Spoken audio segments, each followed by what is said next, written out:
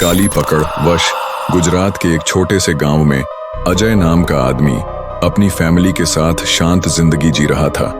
लेकिन गांव में एक अजीब औरत की चर्चाएं थीं, रुक्मिणी, जिसे लोग वशीकरण करने वाली कहते थे। कहा जाता था कि उसकी नजर जिस पर पड़ जाए वो इंसान उसके काबू में हो जाता। एक रात अजय की छोटी बेटी रिया घर के आंगन में खेल रही थी। अचानक उसकी आंखें बिल्कुल खाली हो गईं और उसने अंधेरे में किसी को देखकर कहा, माँ, वो आ गए, वो मुझे बुला रहे हैं। पर वहां कोई नहीं था। धीरे धीरे घर में अजीब घटनाएं शुरू हो गईं। कभी दरवाजे अपने आप बंद हो जाते, कभी शीशे में रिया की परछाई हंस रही होती, जबकि असल में वो चुपचाप खड़ी रहती। रात को रिया अचानक उठकर पूरे घर में घूमती और अनजानी भाषा में मंत्र बोलती। अजय ने कई पंडित बुलाए, लेकिन किसी के मंत्र काम नहीं आए।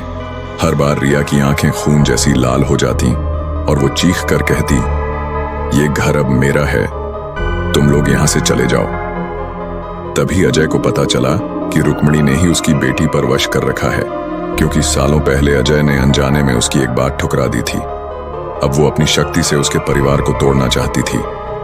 आखिरी रात अजय ने हिम्मत करके रुक्मिणी का सामना किया, लेकिन जैसे ही उसने उसका नाम लिया, घर की दीवारों से खून बहने लगा और रिया की आवाज में रुक्मिणी बोली, तुम्हारी जिंदगी अब मेरी मुट्ठी में है। अजय ने कांपते हुए कहा, अगर तुझे मुझसे बदला लेना है तो ले, लेकिन मेरी बेटी को छोड़ दे। इतना कहते ही अचानक रिया का शरीर जमीन पर गिर पड़ा। रुक्मिणी की परछाई धुएं में बदलकर अंधेरे में समा गई। रिया बच गई, लेकिन गांव में अब भी कहते हैं, रुक्मिणी मरी नहीं, वो बस इंतजार कर रही है किसी और मासूम पर वश करने के लिए।